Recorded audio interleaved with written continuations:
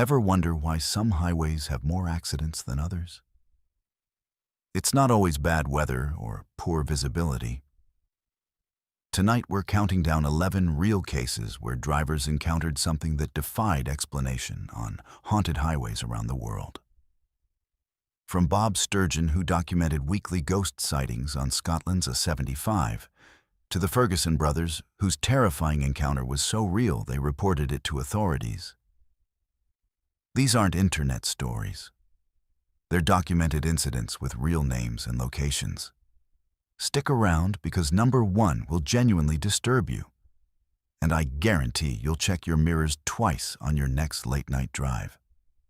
Let's move to our first story. The A75 Kinmount Strait, a lonely stretch of asphalt cutting through the windswept Scottish countryside, has earned the grim title, Scotland's Ghost Road, for good reason. Of all the chilling encounters reported along this ancient trade route, the experience of the Ferguson brothers in 1962 stands out as the genesis of the A75's legend. A story so disturbing that local newspapers, British paranormal societies, and police records still reference it as one of the most credible supernatural incidents ever documented in the UK. This is the real, unembellished account of two men thrust into a waking nightmare that would forever change how they viewed the world around them. On that August night, brothers Derek and Norman Ferguson were heading back from a family visit in Dumfries, driving south along the A75 toward their home in Annan. It was just after 11 o'clock, the sky heavy with low black clouds that seemed to press down on the moorlands, stretching endlessly on either side of the road. The brothers were both seasoned drivers, practical Scots who had traveled this route countless times, skeptical of ghost tales, but respectful of the region's brooding folklore that spoke of ancient battles and unmarked graves scattered across the countryside. As their car glided over the rain-slicked asphalt, a sudden, icy silence settled over the cabin. The radio, which had been crackling with late-night music, dissolved into static, then went completely dead. Derek noticed the dashboard lights flickering erratically, while Norman caught a glimpse in the rearview mirror of something moving in the gloom far behind them. Every fiber of their rational minds told them it was a trick of the shifting fog, or perhaps a deer darting out from the hedgerows that border the A75. Neither man said a word, yet the unease in the car was palpable, like electricity before a storm. Within moments, their headlights carved out a solitary figure walking along the verge. An elderly woman dressed in a torn, gray shawl that whipped around her frail frame. Her shoulders were hunched protectively, as if she was bracing against a tempest only she could feel. What made Derek slam on the brakes wasn't just her presence on this desolate stretch. It was her arms, stretched out ahead of her, fingers trembling in unnatural contortions. Her face twisted in an expression of pure anguish. For a few dizzying seconds, the brothers exchanged glances, both thinking the same thing. This woman needed help. Derek rolled down his window, preparing to call out to her, when something impossible happened. The woman turned to face their vehicle, and in that moment, both brothers saw her face clearly. Her eyes were completely white, devoid of pupils, and her mouth hung open in a silent scream that seemed to echo in their minds rather than their ears. But it wasn't her appearance that froze their blood. It was the fact that she was translucent. The hedgerow behind her was clearly visible through her torso, and the moonlight passed through her outstretched arms as if she were made of morning mist. Norman later told investigators that his first instinct was to floor the accelerator. But Derek grabbed the wheel, forcing them to stop completely. "We can't just leave her," Derek whispered, though his voice shook with terror.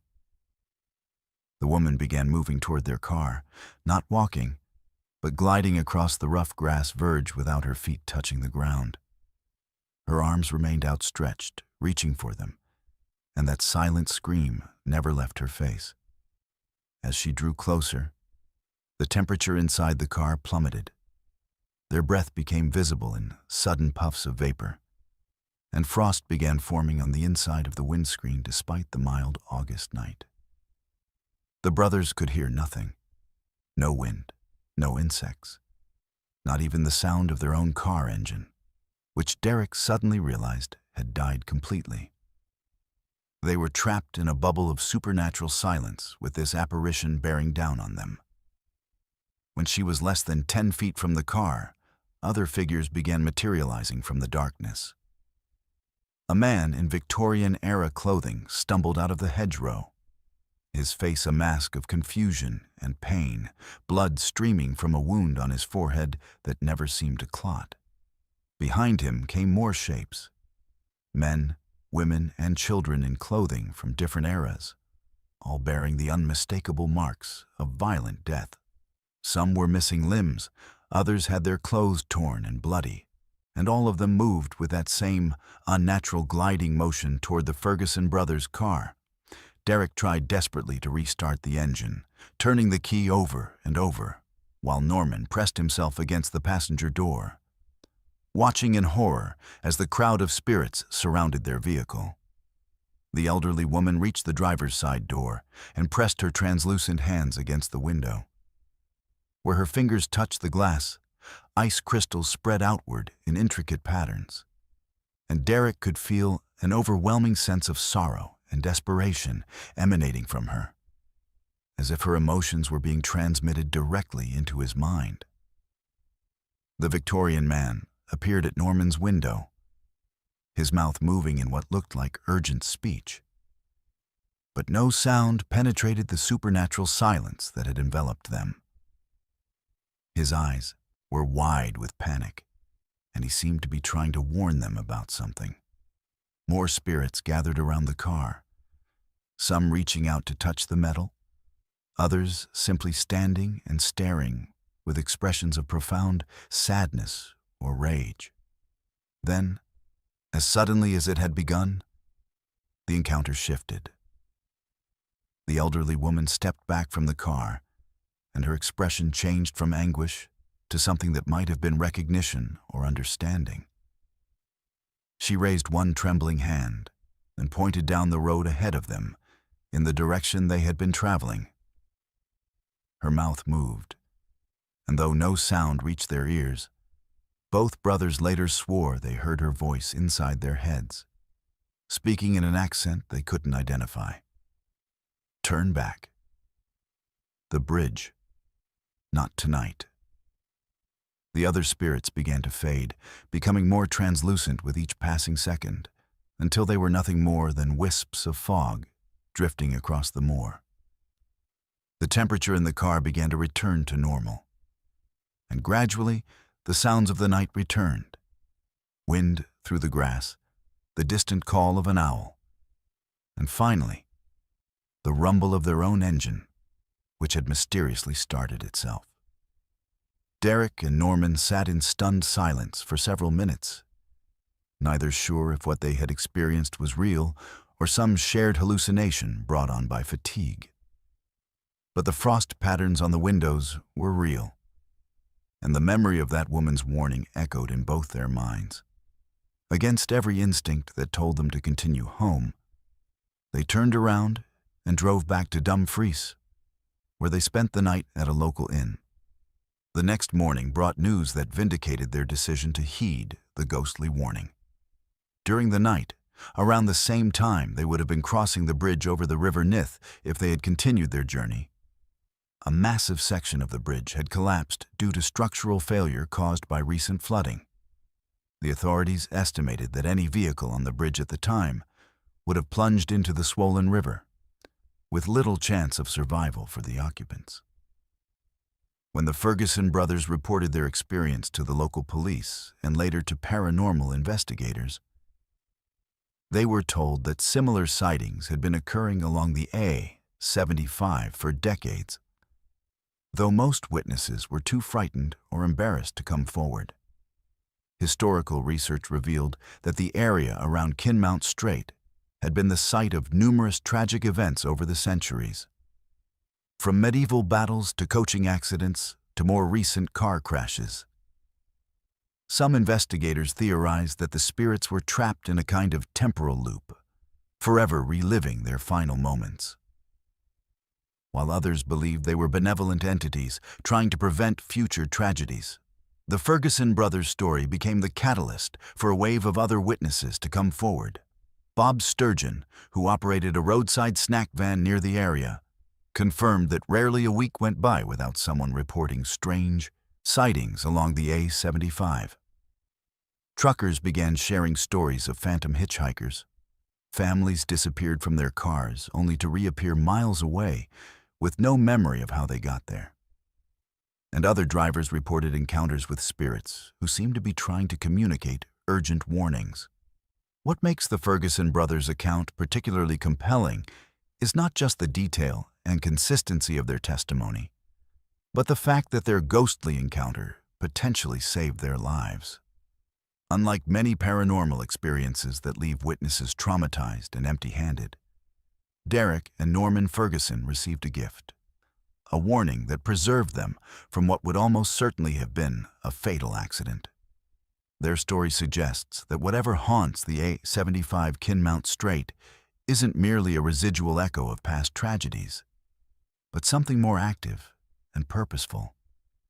Spirits who have taken on the role of supernatural guardians, using their otherworldly presence to protect the living from sharing their fate.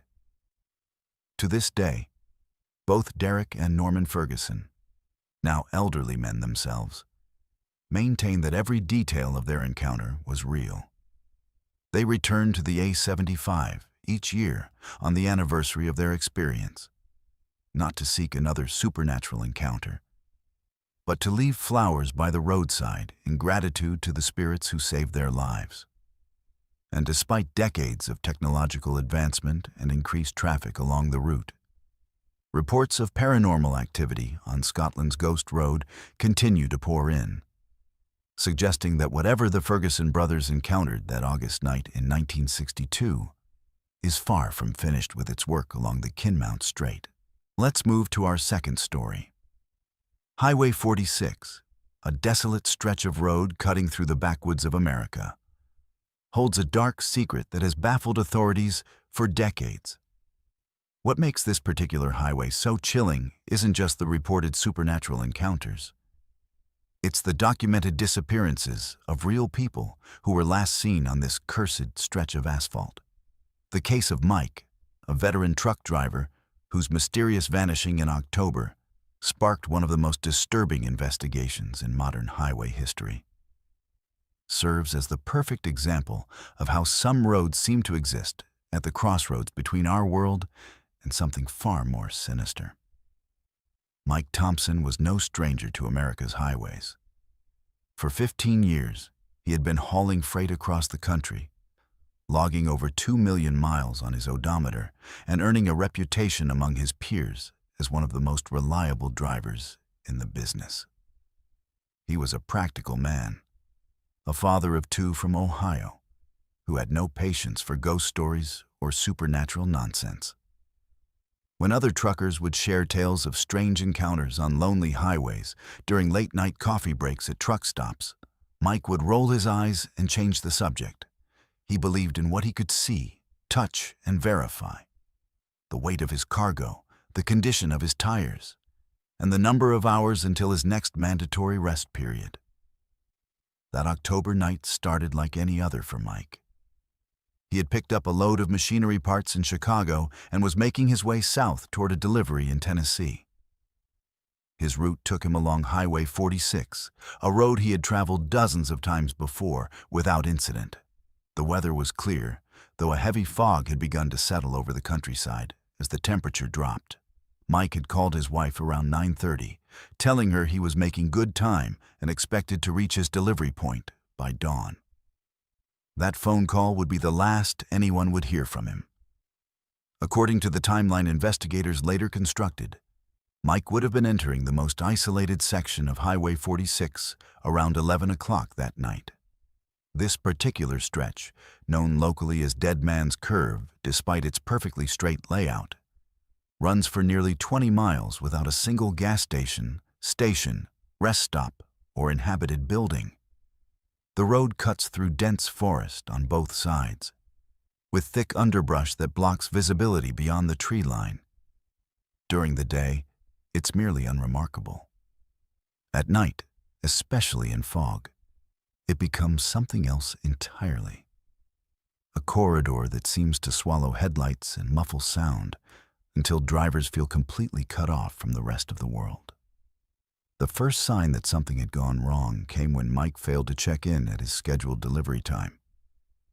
His dispatcher, who had worked with Mike for over a decade, knew something was seriously amiss when repeated calls to his cell phone went straight to voicemail. Mike was obsessively punctual and had never missed a delivery window without prior notification. By noon, the dispatcher had contacted local law enforcement, and by evening, search teams were combing Highway 46 looking for any sign of Mike's distinctive blue Peterbilt truck. They found the truck just before midnight, parked on the shoulder of the highway at mile marker 34, deep in the heart of the Dead Man's Curve section. What they discovered defied all logical explanation. The truck was running, its diesel engine idling smoothly, headlights cutting through the fog as if Mike had simply pulled over for a routine inspection. The driver's door was closed but unlocked. His wallet, containing over $300 in cash, lay open on the passenger seat. His cell phone was plugged into the charger, showing several missed calls. His logbook was open to the current date, with his last entry timed at 10:47 p.m., noting his position and that he was making good time despite the fog. Most disturbing of all, Mike's keys were still in the ignition, and his travel mug sat in the cup holder, still warm with coffee. His jacket hung on a hook behind the driver's seat, and his reading glasses were folded neatly on the dashboard. Everything suggested that Mike had simply stepped out of his truck momentarily, perhaps to check a tire or inspect his cargo. But Mike was nowhere to be found, and despite an intensive search that lasted for weeks, no trace of him was ever discovered. The official investigation quickly ran into a wall of impossibilities. There were no signs of a struggle, no damage to the truck, and no indication that Mike had been forced to stop. His cargo was intact and properly secured. The truck's GPS system showed no deviation from his planned route. Security cameras at a gas station 12 miles back down Highway 46 had recorded Mike's truck passing by at 10:23 p.m., with Mike clearly visible behind the wheel, appearing alert and normal. But between that gas station and where his truck was found, Mike had simply vanished into thin air. As word of Mike's disappearance spread through the trucking community, other drivers began sharing their own disturbing experiences on Highway 46. Jerry Martinez, a driver from Texas, came forward to report that 3 weeks before Mike's disappearance, he had encountered a woman hitchhiker on the exact same stretch of road where Mike's truck was found. The woman was pale and dressed in old-fashioned clothing, with long, tangled hair that obscured most of her face.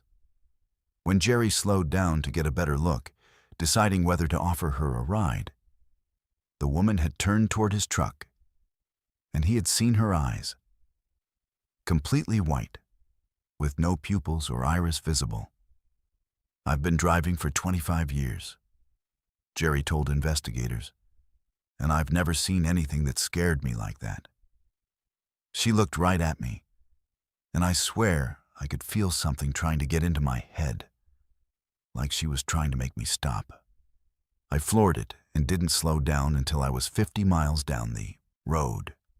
Jerry's description matched reports from at least 6 other drivers who had encountered the same mysterious hitchhiker over the previous 2 years, all in the same general area where Mike's truck was discovered. Sarah Chen, a night shift nurse who commuted home along Highway 46 after her shifts at the regional hospital, provided perhaps the most chilling testimony. 2 nights after Mike's disappearance, she was driving home around midnight when her headlights illuminated a figure standing in the middle of the road. At first, I thought it was someone who had been in an accident, Sarah later told police. But as I got closer, I realized it was a woman in a torn white dress, just standing there with her arms outstretched like she was trying to stop traffic. Sarah slammed on her brakes, stopping just a few feet from the woman. But when she looked up again, the road was empty.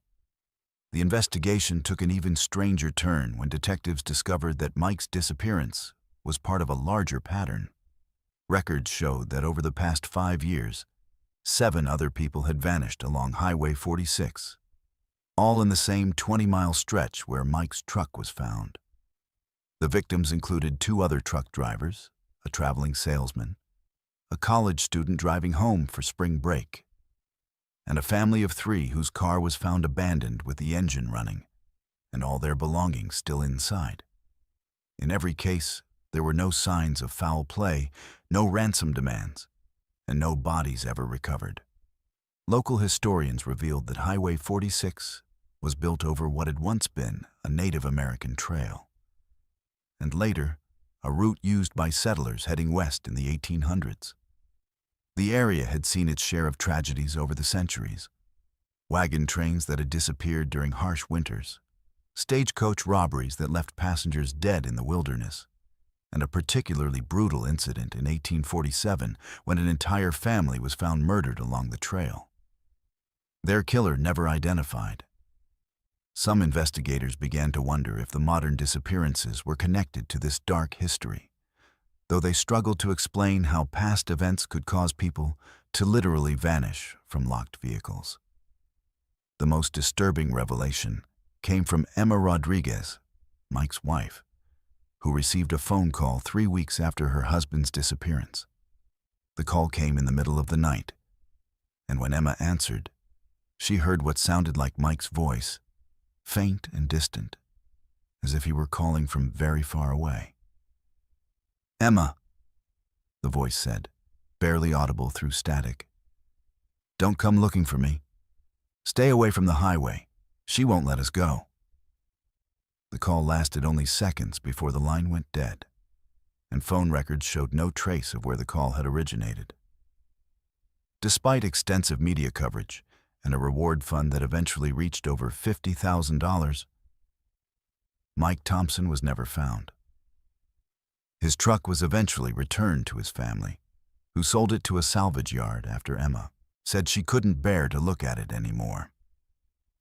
The investigation officially remains open, though police admit they have no active leads and no theories that adequately explain what happened to Mike or any of the other missing people. Highway 46 continues to claim victims. Just last year, a motorcycle rider named David Park disappeared on the same stretch of road, his bike found running on the shoulder with his helmet still attached to the handlebars. Park had been live streaming his ride on social media, and the final seconds of his broadcast show his headlight illuminating a pale figure standing by the roadside before the feed cuts to black. Viewers who watched the stream live reported seeing the figure raise its hand as if flagging down Park's motorcycle. But by the time investigators reviewed the footage, that portion had been corrupted beyond recovery. The state has installed additional lighting and emergency call boxes along Highway 46, and there are periodic discussions about closing the road entirely and rerouting traffic.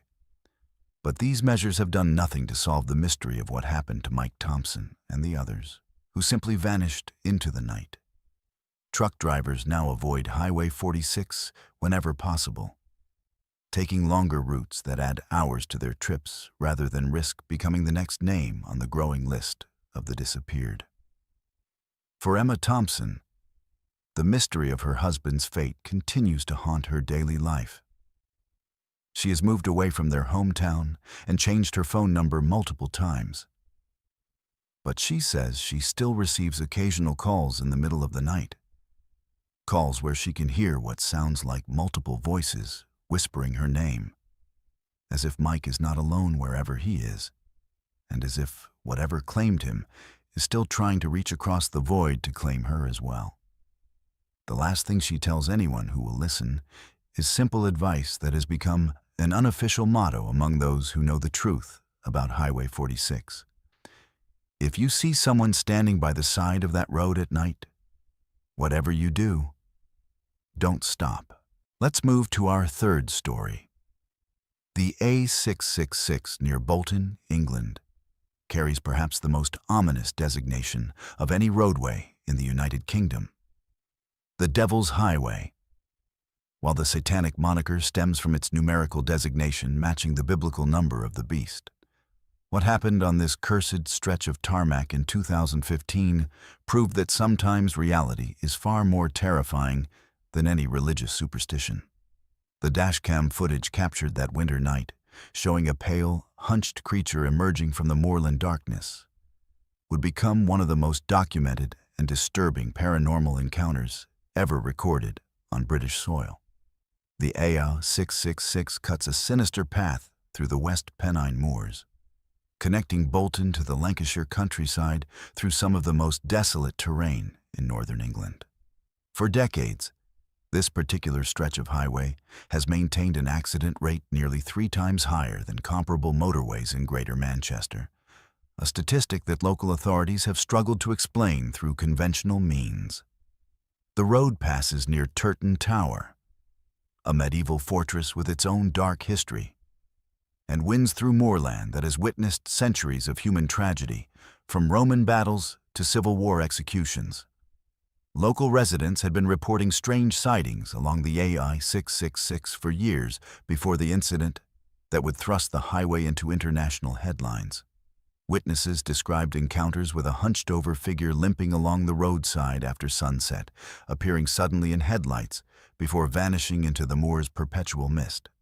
Taxi drivers working the Bolton to Blackburn route shared stories of an elderly woman with long white hair who would materialize in the back seats of their vehicles, sitting silently for miles before disappearing without explanation. These accounts, dismissed by skeptics as the products of fatigue and suggestion, would take on new significance after what transpired on that November evening.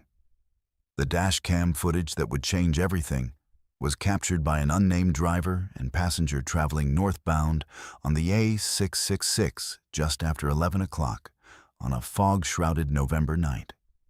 The driver, later identified only as James in police reports, was returning home from a late shift at a Manchester office complex when his headlights pierced through the moorland gloom to reveal something that defied rational explanation.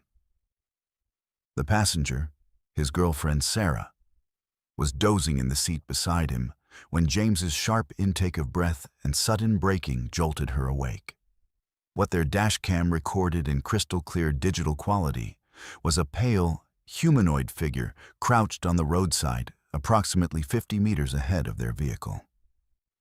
The creature, for lack of a better term, appeared to be wearing torn, white clothing that hung in tattered strips from its emaciated frame. Its posture was distinctly inhuman, hunched forward at an impossible angle as if its spine had been broken and reset incorrectly. Most disturbing of all was the way it moved, not walking, but rather dragging itself forward with long skeletal arms while its legs seemed to follow uselessly behind, creating a grotesque crawling motion that both witnesses later described as utterly wrong. James instinctively slowed his vehicle, uncertain whether he was witnessing a traffic accident victim in need of assistance or something far more sinister. Sarah, now fully awake and watching through the windscreen, grabbed James's arm and whispered urgently for him to keep driving. But their natural human compassion, combined with a morbid fascination, compelled them to stop completely about 20 meters from the apparition. The dashcam continued recording as the creature slowly turned its head toward their vehicle's headlights. What they saw in that moment would haunt both witnesses for the rest of their lives. The thing's face was gaunt and hollow, with skin so pale it seemed translucent in the artificial illumination. Its eyes were the most disturbing feature. Completely white, lacking any visible pupils or iris, yet somehow conveying an intelligence and malevolence that seemed to bore directly into the souls of anyone who met its gaze. When it opened its mouth, revealing rows of teeth that appeared far too numerous and sharp for any human anatomy, both James and Sarah began screaming. The creature began moving toward their car with that same horrific crawling motion, its white eyes never breaking contact with the windscreen. James, paralyzed by terror and disbelief, sat frozen behind the wheel as the thing dragged itself closer and closer. Sarah's screams became increasingly hysterical as she pleaded with James to drive away, her voice clearly audible on the dashcam audio as she sobbed, "Oh God, oh God, what is that thing? James, go, go!" As the creature reached the front of their vehicle, it slowly raised one skeletal hand and placed it against the hood, leaving what appeared to be frost patterns on the metal despite the mild November temperature. The dashcam captured every detail. The unnaturally long fingers with blackened nails, the way the creature's breath created visible vapor in the headlights, and most chillingly, the sound it made, a low, guttural moan that seemed to vibrate through the car's frame and into the passenger's bones. James finally found the strength to act when the creature began moving around to his side of the vehicle. He threw the car into reverse and backed away frantically, the tires squealing on the damp asphalt. The creature watched their retreat with that same unsettling intelligence, remaining motionless in the middle of the road until their taillights disappeared around a bend. When James worked up the courage to drive forward again several minutes later, the road was empty, with no sign that anything had ever been there, except for the frost patterns still visible on their hood. The couple drove directly to the Bolton police station, where they turned over their dashcam footage and provided detailed statements. The investigating officers, initially skeptical, became increasingly concerned as they reviewed the high-definition video. The footage was clear enough to eliminate the possibility of digital manipulation, and both witnesses' terror was obviously genuine. More troubling still, the creature's appearance matched previous eyewitness descriptions with uncanny accuracy, suggesting this was not an isolated incident. Ghost hunter and East Lancashire historian Simon Entwistle examined the footage and offered a chilling theory about the creature's possible identity. His research into the area's history revealed that during the English Civil War, a monk had been captured and executed at the nearby Turton Tower in January 1643. The monk, accused of harboring royalist sympathizers, had been tortured before his death, with historical accounts describing how his captors had broken his back and left him to crawl in agony for hours before finally ending his suffering.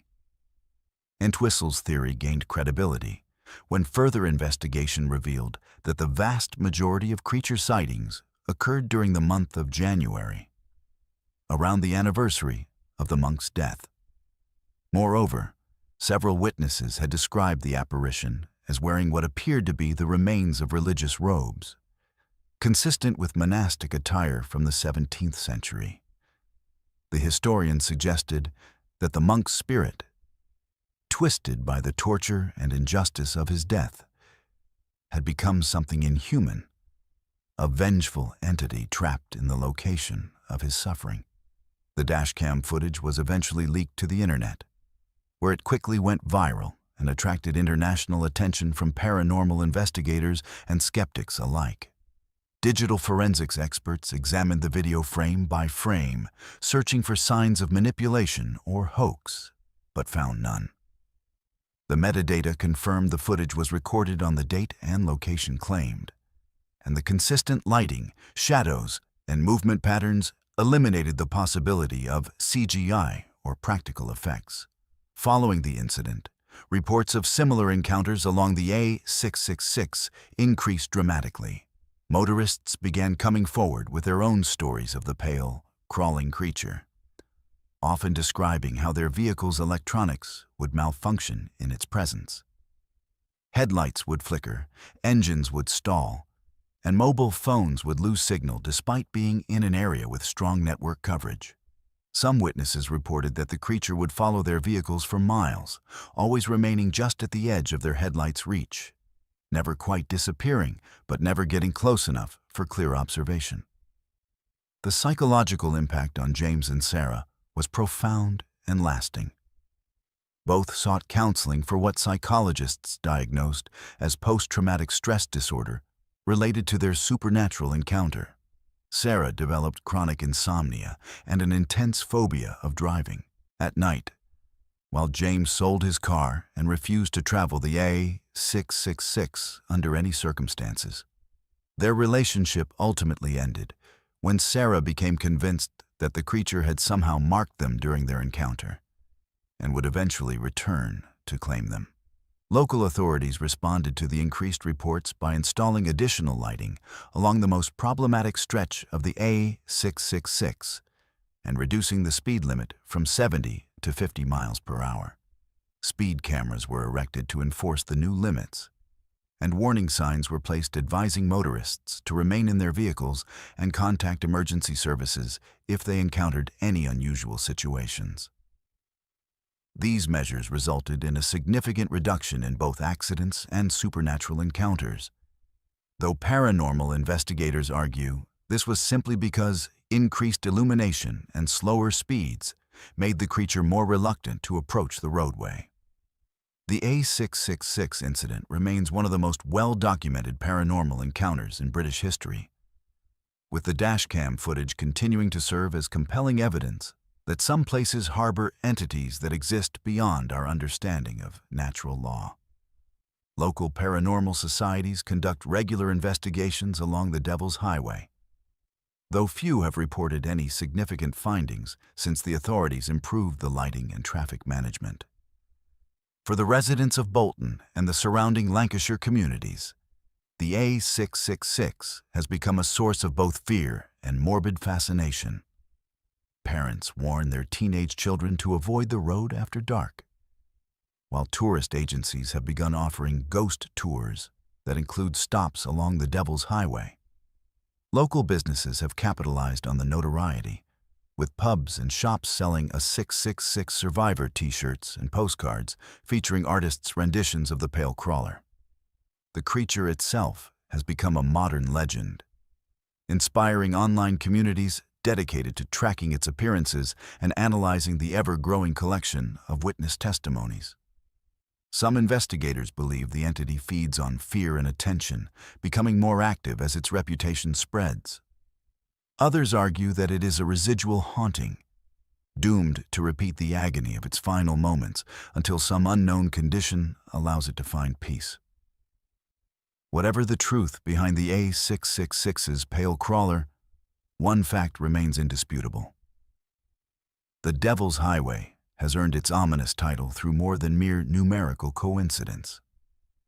For those brave or foolish enough to travel its foggy curves after sunset, the possibility of encountering something that crawls at the boundary between our world and the next makes every mile a test of courage that few are prepared to face. Let's move to our fourth story. Pitt Lane in West Houghton, Lancashire, may look innocent enough by day. A quiet, winding road, shaded by old oaks and bordered by the remnants of England's industrial heartland. But when night falls, the air changes, thickening into something you can almost feel pressing against your skin. Those who know the area rarely speak about it openly. Yet the legend of the Pretoria Pit miners continues to haunt truck drivers, late-shift workers, and the dwindling number of coal industry veterans who remember what happened in 1910, and the strange, persistent encounters that followed. The Pretoria Pit disaster remains one of the deadliest mining tragedies in British history. On December 21st, 1910, an explosion of fire damp tore through the labyrinthine tunnels beneath West Houghton, killing 344 men and boys in a single, violent instant. The scale of the loss is almost unfathomable. Entire families wiped out, the rhythm of life shattered as mourning swept through the community. Decades later, the names of the dead are inscribed on local memorials.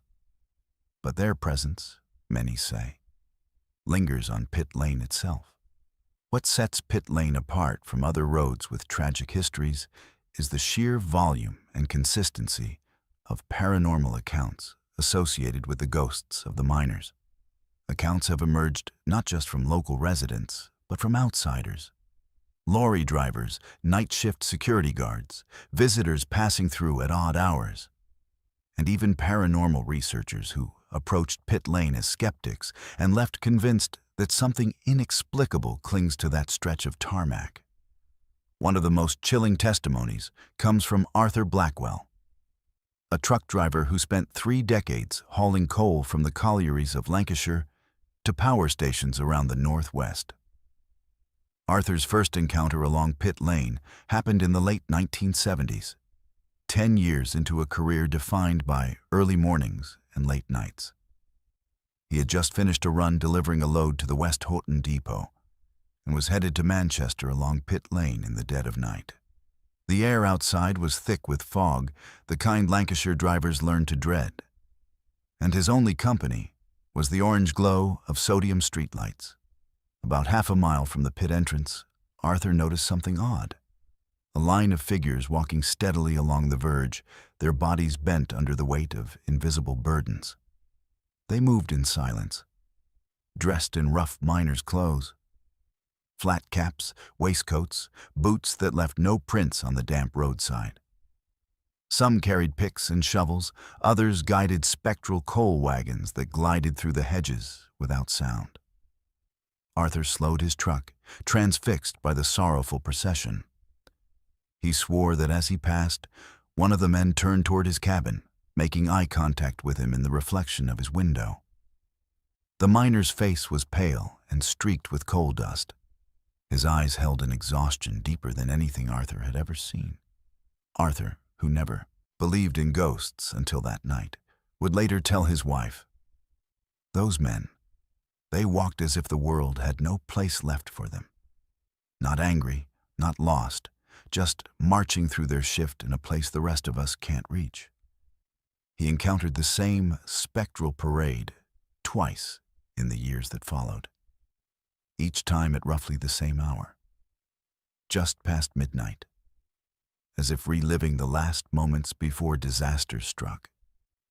His story matches dozens of similar reports collected by local historian and paranormal researcher Margaret Foster. Foster spent years interviewing witnesses and cataloging sightings in the West Houghton area. She noted that the majority of encounters occurred either around the anniversary of the explosion or during periods of heavy fog, when visibility was low and the line between the living and the dead seemed to dissolve. Security guards working at warehouses near Pit Lane have reported equally unnerving encounters. In 2003, 2 guards, David Morris and Jim Talbot, called police when they saw a group of men in antiquated work clothes walking near the storage yard fence late one night. At first, they thought the figures were trespassers or possibly pranksters reenacting the pit disaster.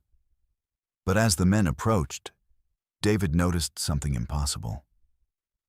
The group passed directly through a locked gate without disturbing it. He remembered seeing one miner gesture toward the warehouse, where modern machinery sits idle, and mouth something indistinct before vanishing into the darkness beyond the security lights. The guards provided detailed statements to local authorities, and their accounts were corroborated by CCTV footage that showed movement in the area at the exact time of the sighting.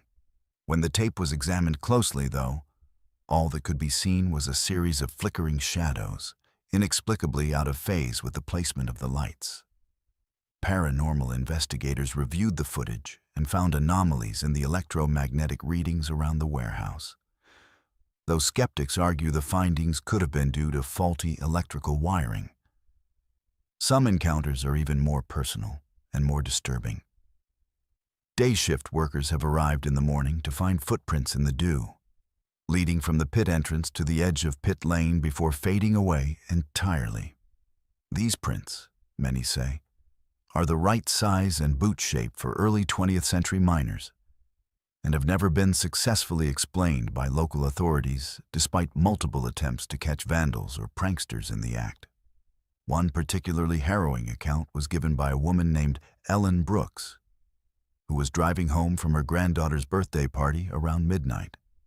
As she approached the part of pit lane nearest the old pit shaft, her headlights illuminated what appeared to be a large group of men gathered around a coal wagon, the same style used in 1910.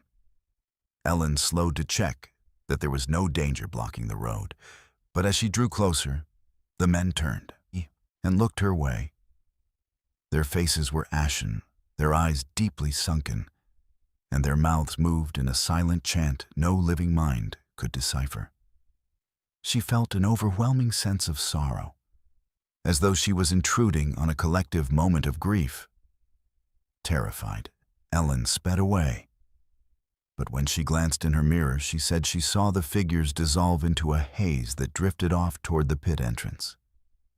Ellen would later lose sleep for months, plagued by dreams of trapped miners waving for help, their hands just out of reach in endless tunnels that spiraled beneath her consciousness.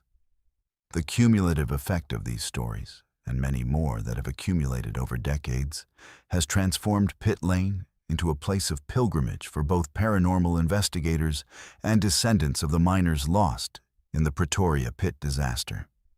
Each December, crowds gather for a memorial service at the site, candles flickering in the cold wind as names are read aloud and flowers placed on the stone monument. Some who attend the ceremony claim to hear footsteps crunching through unseen gravel, or whispered voices rising from the shafts as if the miners themselves are present, mourning alongside their families. What is perhaps most striking is how these hauntings appear to serve a purpose beyond mere residual energy, a concept often discussed in paranormal theory when spirits seem locked in a cycle of repetition. In West Houghton, reports have surfaced of drivers who nearly crashed on pit lane only to see the ghostly miners standing in the way, forcing them to stop before a dangerous curve or broken section of pavement. One such incident involved a young man, Adam Hurst, who swerved to avoid what he believed was a crowd of people blocking the road, only to realize afterward that no one was physically present. Inspecting the pavement where he stopped, Adam found a deep pothole that could easily have flipped his car had he continued its speed. Adam credits the spectral miners with saving his life, describing the event as a warning from those who know what it means to die too soon. Over the years, attempts to scientifically explain the Pit Lane phenomena have varied. Some researchers believe the high mineral content in the local soil, combined with electromagnetic fields generated by underground water, could create environmental conditions conducive to hallucinations or visual anomalies. Others note that social memory and communal trauma have a way of reasserting themselves, perpetuating stories that reflect the lingering pain of the disaster. These theories may account for the density and similarity of the reports, but they do little to explain the physical evidence. Footprints in the dew, frost patterns on shop windows, and the countless electronic malfunctions said to occur within sight of the old pit entrance. Perhaps most telling is how the legend of the Pretoria pit miners has shaped the local culture and sense of history. The story has become part of West Houghton's identity, woven into annual events, school curricula, and even the designs of local pubs. Visitors and newcomers are taught to respect Pit Lane after dark, not out of fear, but out of reverence for what the community has endured. The miners themselves, remembered as fathers, sons, and brothers, are thought to continue their shift, one foot in the world of the living, forever marking their presence along the road where they once walked upright, hopeful, and strong. In recent years, advances in audio technology have allowed paranormal groups to record what they believe are the voices of the miners during late-night vigils. These EVPs, electronic voice phenomena, though controversial, often manifest as snippets of Lancashire dialect. A cough, the clang of a pickaxe, or the word shift, repeated in whispers across the static. Skeptics point to natural sound interference, but believers find comfort in these traces, regarding them as proof that the miners remain present not just in memory, but in essence. The story of Pit Lane and the Pretoria Pit miners is one of tragedy transformed into myth, of sorrow given voice in the nocturnal rituals of an entire community. It is a reminder that some roads carry more than traffic. They bear the weight of unresolved grief, joining present to past in a nightly procession of men who once labored beneath the earth, now doomed to walk above it in the endless aftershift. It serves as a warning to those who hurry through the night, oblivious to the silent company that shares the road. And it keeps the living mindful, humble, and aware in a world that so often forgets. For travelers along Pit Lane, the message is clear. Drive carefully, honor the memory of those who came before, and know that sometimes the quiet footsteps heard just beyond familiar headlights are a chorus of miners watching, waiting, and reminding us all of the price paid when the earth below is claimed too soon. Let's move to our fifth story. The M6 motorway, one of Britain's busiest arteries, stretches from the Scottish border all the way to the edge of Birmingham, serving as a lifeline for commuters, freight, and travelers alike. But beneath its concrete and tarmac lies a shadow history, a record of spectral sightings and unexplained phenomena that began even before the motorway was completed. Among the most chilling accounts is the recurring appearance of dancing children along a section near Staffordshire, a haunting that continues to baffle construction workers, security guards, and motorists decades after the road's first lane opened. For centuries, the land beneath the M6 has been steeped in legend. Roman soldiers once marched across it, and tales of medieval battles lost to time echo through the lush hedgerows. Yet the stories that persist most strongly are those of the children, whose ghostly forms seem woven into the very fabric of the place. The earliest documented encounters date back to the mid-1960s, during the motorway's construction phase, when night shift guards first reported seeing small figures in antiquated clothing darting among the heavy machinery and scaffolds. One such guard, Alan Webster, said his first sighting came on a fog-heavy autumn night in 1965. Webster, responsible for overseeing a remote storage yard near the future motorway, described returning from his rounds to find a group of 5 children standing in the cleared earth, illuminated by the harsh glare of floodlights. They wore vintage garments, bonnets, button-down smocks, stockings rolled at the knee, utterly out of place amid the steel and concrete. At first, he assumed they were local children trespassing for adventure. But as he approached, the group joined hands in a circle and began to dance, turning slowly in utter silence. Their faces, Webster later recalled, were emotionless, but fixed on some invisible point in the darkness. As he moved closer, ready to reprimand them, or at least learn their names, the children ceased their dance and looked directly at Webster. It was then that he noticed a strange translucence about them. The lights seemed to pass through their bodies, refracting oddly on the ground beneath. One of the girls raised a hand as if in greeting, her mouth forming words that Webster said he could almost hear. But as he reached the limits of the light, the group faded away, leaving no footprints or trace of their presence. Other guards corroborated Webster's story over the weeks that followed. Reports accumulated of children and occasional adults appearing during fog, only to vanish when approached or spoken to. The construction foreman at the time, Dennis Martin, began cataloging the incidents, collecting written statements and sketches from anyone willing to share their experiences. Patterns emerged. The apparitions always appeared near dusk or after midnight, always engaged in old-fashioned games or dances, always silent, yet eerily aware of their observers.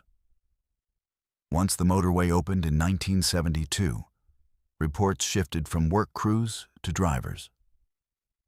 One well-known case involved lorry driver Steve Douglas, who was traveling north in the early hours one winter morning.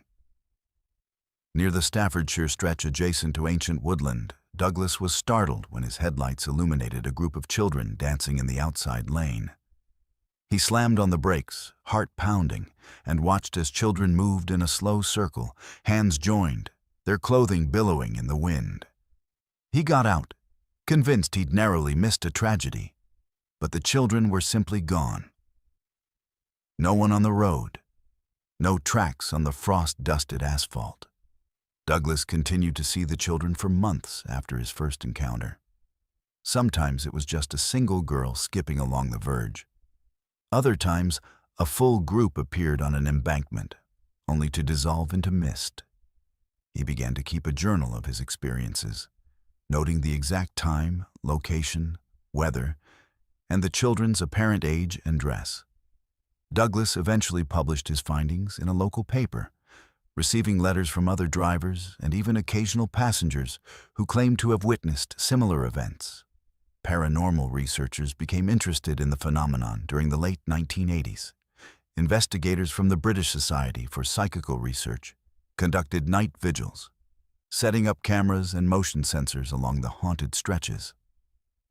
Although most recorded data yielded inconclusive results, fluctuations in temperature, anomalous mists, there were moments when cameras captured fleeting shadows resembling dancing children, sometimes with otherworldly streaks of light tracing their movement.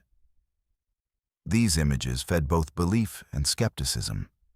Some argued for natural explanations, while others insisted that the M6 harbored a tragic secret beneath its modern surface. Historical research provides some context for these hauntings. The fields that became the motorway had once been the site of a Victorian-era workhouse and a series of catastrophic fires that claimed dozens of young lives throughout the 19th century. Records recovered from local archives tell the story of an epidemic that swept through the workhouse in the 1870s, killing dozens of children, many of whom had no family and were buried in unmarked graves beneath what would later become the motorway's foundation. Oral history from Staffordshire maintains that children from the surrounding villages would often gather in those meadows for May Day dances and games, sometimes venturing too close to the workhouse grounds. One particularly chilling account involved a pair of security guards patrolling a service depot adjacent to the M6 in 1991. On a cold November night, both men reported seeing a group of children standing in a circle behind the perimeter fence, holding hands and silently turning. One girl, perhaps 7 or 8 years old, broke from the circle and approached the fence, staring through the mesh with hollow, unblinking eyes. She pressed her hand against the metal, leaving behind a frost print visible until sunrise, even though the night had been unusually mild. That incident prompted the company to circulate warnings to staff and increase perimeter checks, though skeptics dismissed the reports as fatigue or tricks of the light. Drivers who encounter the dancing children often report emotional effects lasting hours or even days after the event. Some describe a lingering sorrow, an inexplicable sense of loss or nostalgia, as though witnessing the children conjures memories not their own. Others have reported inexplicable technical issues, malfunctioning headlights, dead radios, or sudden drops in fuel efficiency. During and immediately after an encounter, local garages have recorded a spike in electrical problems for vehicles traveling that section of the M6 during the autumn and winter months, linking the issues to the shared timing of hauntings. In recent years, stories of the dancing children have become part of the regional folklore, shared in pubs, local schools, and online forums.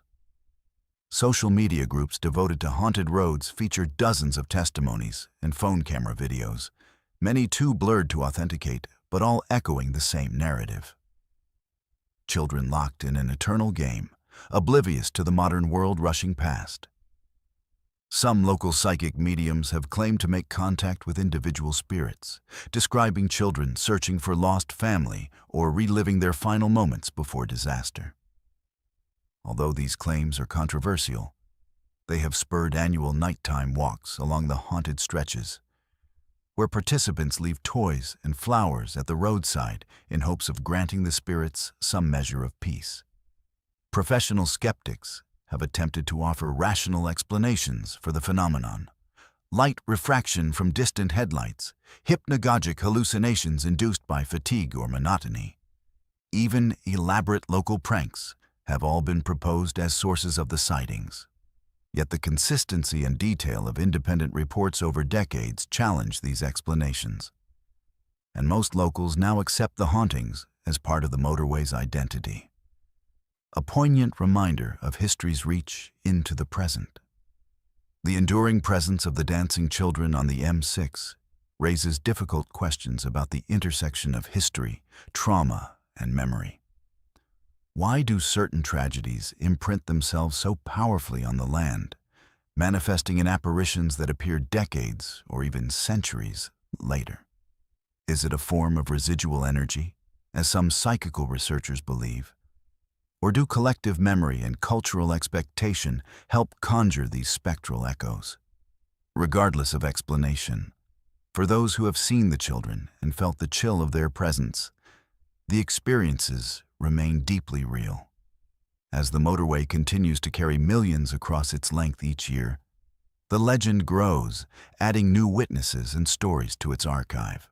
Motorists and night shift workers are now careful to pass the haunted section with headlights full strength and radios tuned for company, hoping to avoid solitary encounters with the eternal May Day dance. The story of the dancing children may never be solved, but its poignancy and its chilling reminder of forgotten lives serves as a spectral milestone along Britain's ghost-ridden highways, drawing the curious and the wary alike to look twice into the mist and wonder what memories the land still holds. Let's move to our sixth story.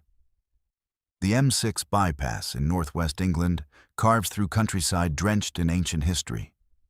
But for those intimately familiar with this route, one specter rises above all others: the ghostly figure of the rejected monk. While British roads are no strangers to tales of apparitions and phantom hitchhikers, the M6 bypass is rumored to be haunted by a sorrowful monk, a presence so persistent and so intertwined with tragedy that even hardened lorry drivers and security guards find themselves gripped by dread when passing this stretch after dark. To understand the phenomenon, it's important to know the history beneath the bypass itself. Decades before asphalt ribbons cut across the fields, the land teemed with medieval life. Local records suggest that a monastery once stood nearby, high stone walls, echoing cloisters, and a community of men bound by sacred vows and rigid codes. The story begins with a monk who would later become a legend. Expelled from his order under mysterious circumstances, he wandered the countryside, shunned by those he sought to help and denied burial in sacred ground after his lonely, violent death. Through centuries, locals whispered that the monk never found rest, doomed to linger at the site of his rejection for eternity. When the M6 bypass was constructed, extensive excavation unearthed unmarked graves and weathered bones. Workers reported unsettling chills and fleeting shadows as construction advanced. And even the local historical society warned that the route ran close to the former monastery's foundations, a site marked by tragedy and loss. But it wasn't until the first accidents occurred that the legend of the monk truly took hold. Within the first decade after opening, the M6 bypass had witnessed an unusually high number of fatal crashes, 14 deaths in 10 years, with several victims reporting, in moments before the accidents, having seen a lone figure standing on the roadside, swathed in dark robes, sometimes illuminated by the harsh glow of headlights, sometimes barely visible against the hedgerows. These early sightings came from credible witnesses: police officers, night shift truckers, and maintenance workers. Each described the same uncanny feeling of sorrow and foreboding, as if the monk's suffering permeated the air and pressed into their thoughts. One widely cited account comes from a team of security guards overseeing a storage depot adjacent to the bypass. The team, led by veteran guard Paul Denton, conducted routine patrols each night. On multiple occasions during the winter of 2009, Denton and his colleagues saw what appeared to be the hunched figure of a man walking aimlessly along the verge, his robes billowing in the wind, his head bowed and hands clasped before him. The guards initially believed he was a trespasser, perhaps a local intent on theft or sabotage. Each time they shone their powerful torch at him, the monk would simply fade into the mist, dissolving before their eyes. Denton described a particularly chilling encounter in his written statement. He looked up, and his face was neither young nor old, but deeply sad. The sensation was overwhelming. Like all my regrets and lost chances had suddenly come home to roost. Immediately afterward, their torch malfunctioned, battery dead despite a fresh charge, and static filled their radios until the guards abandoned their patrol for the safety of the office. The entire episode lasted less than a minute, but left Denton plagued by unsettling dreams and a reluctance to return to night shifts along that stretch of road. Hauntings were not limited to security teams. Multiple lorry drivers reported seeing the monk mid-journey, always between 2 and 4 a.m., when traffic thinned and fog rolled off the fields. Driver Kevin Rushworth recounted swerving to avoid what he thought was a pedestrian in the hard shoulder, only to pass through the figure as if through cold, damp mist. He later learned this incident occurred within days of the winter solstice. When folklore holds that spirits are most restless, Rushworth, a practical man with little patience for superstition, refused to travel the bypass alone ever again. More disturbingly, in several cases, the monk's appearance seemed to serve as a premonition. A notable example involved a local couple, Dave and Susan Atkinson. Returning from a friend's party late at night, Susan saw the monk standing on the embankment near a notorious bend in the bypass. She urged Dave to slow down, a decision that saved them when a herd of deer suddenly emerged from the hedgerow, blocking the road. If not for Susan's warning, their car would have collided headlong with the animals. When the couple looked back to thank the strange figure, he was gone. Road maintenance crews have contributed to the lore, reporting that certain areas along the bypass, marked by repeated sightings, are subject to rapid, unexplained drops in temperature. One engineer, tasked with repairing a lamppost after a collision, observed his breath turning to vapor on an otherwise mild autumn day, and claimed to feel as though hands rested on his shoulders, guiding him away from the road's edge. These experiences are echoed in maintenance logs, which sometimes record such episodes cryptically. Unusual chills, monk again? The local press took up the story in the early 2000s and 10s, interviewing survivors of bypass accidents and compiling a growing list of encounters. While some dismissed the legend as psychological suggestion, drivers so primed for ghost stories they manufacture sightings in moments of stress, others note the remarkable consistency of the monk's appearance.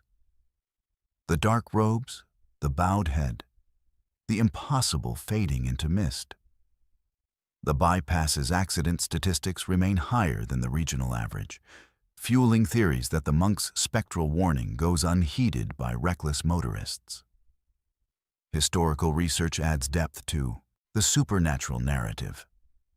Parish records confirm decades of disputes over burials at the abandoned monastery, with tales of unhallowed ground used for outcasts and those excluded from church rites. Folklorists argue that these quarrels over sacred space may have imprinted the land with sorrow, creating what psychical researchers call a place memory, a powerful echo of trauma that persists through generations. Local amateur historians maintain a small archive of articles, oral history interviews, and official reports chronicling the monks' appearances and the emotional aftermath for witnesses. Over time, the story of the rejected monk has become a fixture in the regional identity, appearing in folk music, pub tales, and even charity fundraisers supporting the maintenance of the old monastery site. Psychics and paranormal investigators frequently conduct vigils along the bypass, seeking evidence of the monk's presence using EMF meters, infrared cameras, and spirit boxes. A handful of these efforts claim to have captured faint EVPs, recordings said to contain the murmur of prayers or the low, mournful sound of chanting. Skeptics remain unconvinced, citing ambient noise and psychological priming. But believers say the persistence and emotional intensity of the experiences cannot be easily dismissed. For some, the monk's haunting is not merely a curse, but a kind of protective presence. In several accounts, drivers narrowly avoided tragedy only after glimpsing the robed figure and slowing down or changing directions. Road safety advocates have even used the legend as a teaching tool, urging motorists to heed signs and drive cautiously, warning that ignoring the monk's silent admonition could result in real-world consequences. The enduring power of the M6 bypass haunting lies in its blend of history, tragedy, and psychological effect. The sighting of the monk is always accompanied by an overwhelming sense of regret and longing, a feeling, witnesses say, like standing in the presence of sorrow itself. Whether he is warning, mourning, or merely marking his own exclusion from the world, the monk's presence serves as a midnight reminder of the thin line between past and present, between those who travel the road for work or family, and those bound to walk its margins for eternity. Even in the face of technological advancement and urban expansion, the legend of the rejected monk persists. Night shift workers swap stories with newcomers. Roadside memorials see flowers placed quietly beside them. Each solstice and those who survive close calls carry with them a memory, sometimes comforting, always chilling, of a figure at the roadside whose warning may be the only thing standing between life and the unknown fate that waits for the unwary. The M6 bypass continues to draw commuters, holidaymakers, and freight. But for those who know its secret, the real journey begins with dusk. Every motorist is told, in local legend, to watch for the dark-robed figure. Not to fear, but to heed. Because who knows if the next chill in the air, or the next shadow on the verge, is only a trick of the mist, or something much older, walking the night with sorrow and purpose on the lonely road between this world and the next. Let's move to our seventh story. The A75, stretching through the Scottish lowlands, is infamous not only for its chilling encounters with ghosts and apparitions, but also for the sheer frequency with which witnesses experience its paranormal phenomena. Among those who have grown intimately familiar with its reputation is a man named Bob Sturgeon, who ran a roadside snack van near one of the highway's most active haunted hotspots. For years, Bob's story, and the many he heard and cataloged from passing travelers, became a living, evolving archive of Scotland's most persistent highway hauntings. Bob Sturgeon was not a man given to wild imaginings. A pragmatist at heart, he spent the better part of 2 decades running his snack van at a lonely rest stop on the A75, just outside the town of Annan. The van became a waypoint for lorry drivers, tourists, emergency workers, and restless locals who pulled in for strong tea, sausage rolls, and a chance to swap stories about their journey. Bob soon discovered that his humble business was also a magnet for tales of the extraordinary, a place where shaken voices recounted encounters that few dared to share elsewhere. What struck Bob most was the regularity of the reports. Rarely went a week without someone reporting something unusual. He would tell local journalists and paranormal researchers. The stories always seemed to center on the same stretch of tarmac, Kinmount Strait, and the actors were eerily consistent. Bedraggled figures trudging along the verge, spectral carts rattling in the darkness, or strange, misshapen animals flickering across the headlights before vanishing into the mist. The consistency of the phenomena led Bob to keep a notebook behind the van's counter. For every report, he logged the date, time, weather, and as much detail as each witness could provide. Quickly, the notebook filled with stories so similar and frequent, it persuaded even the most skeptical truckers to pay attention. Week after week, seasoned drivers would slide onto the bench outside his van, white-knuckled and pale, recounting midnight encounters that left them rattled. One of the most often reported apparitions was a bedraggled family, man, woman, and child. Wearing ragged Victorian-era clothing, witnesses described the man hauling a wooden cart loaded with indistinct bundles, the woman clutching the child tightly, all three moving with a peculiar heaviness, as if burdened by invisible sorrow.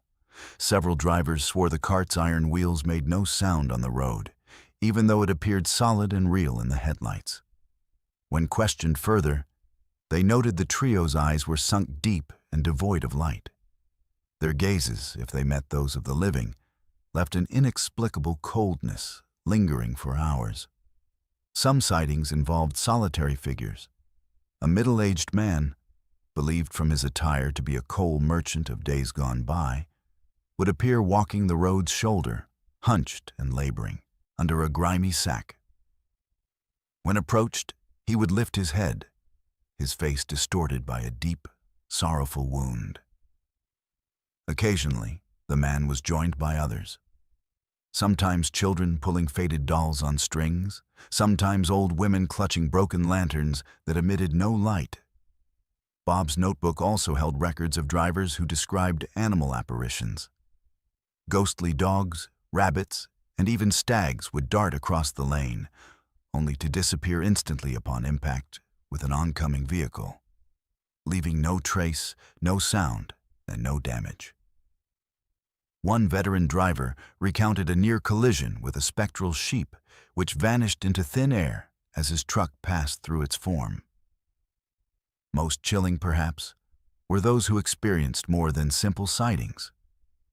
Among dozens of weekly visitors, a handful claimed inexplicable physical sensations, a sudden, overwhelming feeling of sorrow or regret, chills that spread from the tips of fingers to the crown of the head, or bursts of static and malfunctioning electronics that persisted for miles after the encounter.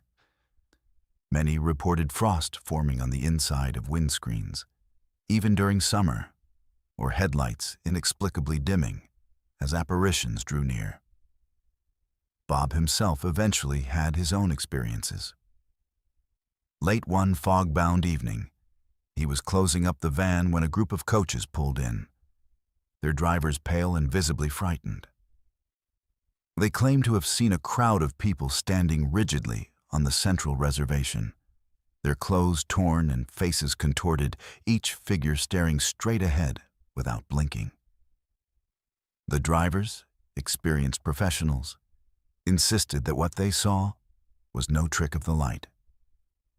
Bob, shaking but curious, went outside for a last look at the empty road.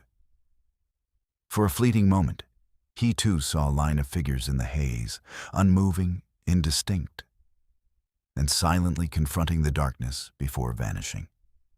The recurring nature of these events began to attract the attention of researchers and enthusiasts from across the UK. Paranormal societies sent investigators to interview Bob and his regulars, collecting testimonials that soon formed a formidable archive. Psychical research teams camped out overnight, aiming cameras and EMF meters into the gloom with hopes of capturing something definitive. While tangible evidence remained elusive, their emotional responses were nearly universal. Those who stayed long on the A75 reported deep exhaustion, unexplained sadness, and the sense of being watched by unseen eyes. In one memorable instance, a group of university students camping near Bob's van on a dare returned to his bench in the early hours, white-faced, shivering, and unable to articulate what they'd seen. All that one could manage was, "It's not just ghosts here, Bob. It's all time, gone wrong, like it's folding over itself out there." Their reaction joined dozens of similar anecdotes that contributed to the growing legend. Bob's records also highlighted a strange phenomenon. Witnesses often saw and heard ghostly apparitions in groups, with more than one person able to corroborate each event's details immediately afterward. Couples, driver teams, and occasionally whole convoys would return with strikingly similar stories, lending a weight of credibility rarely found in solo paranormal encounters. Local historians began digging into the origins of the A75 hauntings, researching unsolved deaths, tragic accidents, and tales of poverty and migration that had defined the region for centuries. The road, they found, wound through sites of ancient burial grounds, derelict hamlets, and the remnants of long-lost coaching routes, each a locus of suffering that seemed to echo through time. So regular were the events on Kinmount Strait that the police themselves became familiar with Bob's reports. Officers sometimes dropped by for a tea and chat, and a few privately admitted that their own patrols had been interrupted by unexplained sightings, especially between midnight and 3 in the morning. Bob came to see his van as more than a business. It became a place of informal support for those shaken by the road's inexplicable phenomena. He encouraged drivers to rest, compose themselves, and share what they had seen, often noting that talking about it is the only way to keep from going mad. His counsel helped countless motorists, some so traumatized they took leaves of absence from work, others who would only travel the route during daylight hours after an encounter. The British media eventually descended upon Bob's van, filming segments for national programs about haunted highways and interviewing both witnesses and skeptics. Inspired by Bob's meticulous notes and the volume of credible stories, documentarians published features that turned Kinmount Strait into a must-visit for ghost hunters and thrill seekers. Tourist traffic and curiosity seekers rose, but so too did the seriousness of the accounts in Bob's notebook, often marked by the emotional toll the road took on its witnesses. As the years passed and Bob eventually retired, his records were donated to a local historical archive, where they remain available for researchers and paranormal enthusiasts. The A75's reputation as the most haunted route in Scotland persists, upheld by countless new reports. But Bob's careful chronicling of weekly encounters remains the bedrock of its legend, a testament to the enduring power of collective witness to the supernatural. For everyone who passes along Kinmount Strait, the message embedded in Bob's story is clear. If you experience something strange on the ATA-75, you are far from alone. The specters of the past, whether persistent ghosts or sorrowful echoes of tragedy, walk that road every night, and the living are left, week after week, to bear witness, remember, and wonder at the mysteries that linger just out of sight on Scotland's most haunted highway. Let's move to our 8th story.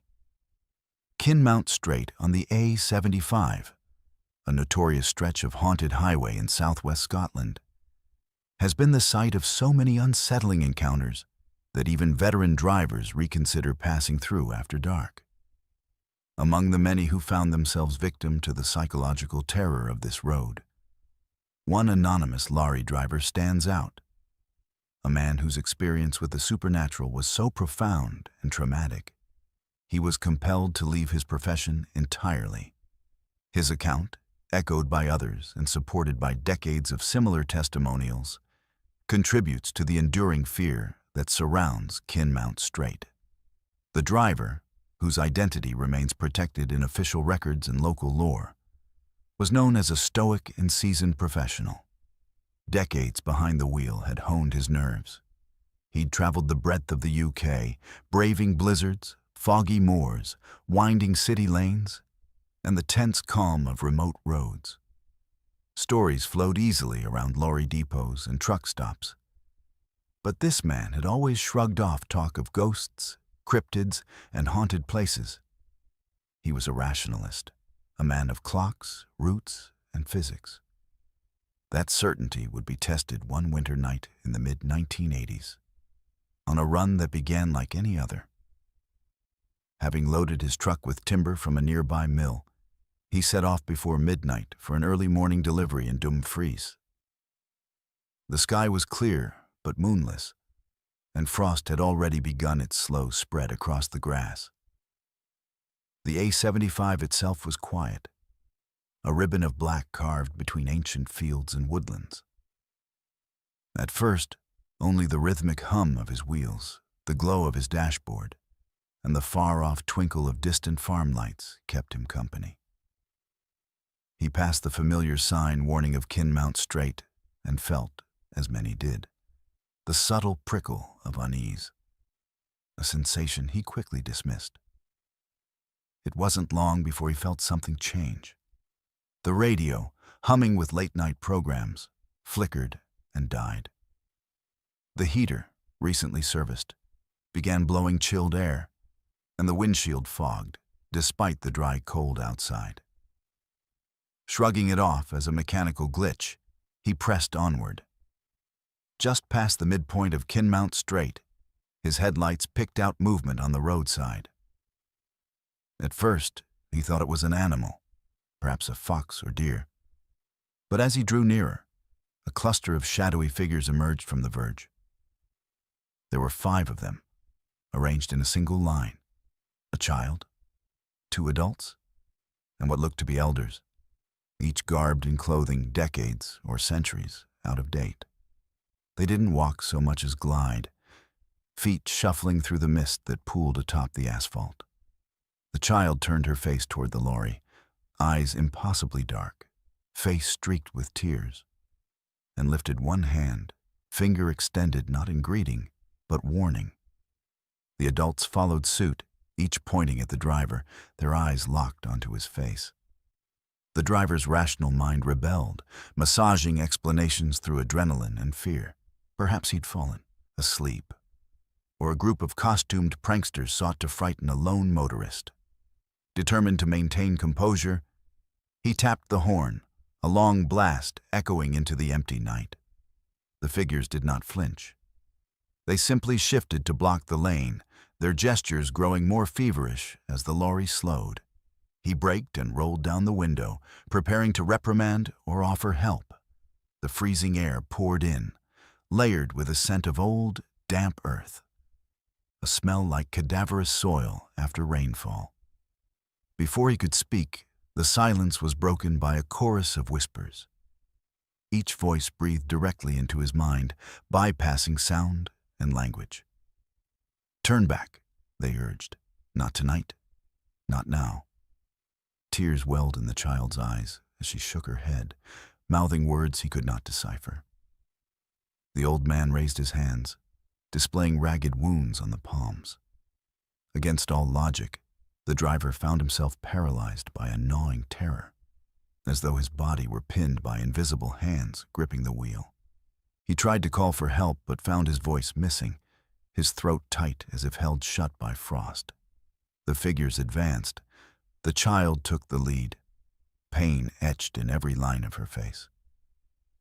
The road behind her seemed to ripple, and the driver saw the faint outline of a wooden cart, iron-rimmed and battered, loaded with indistinct shapes.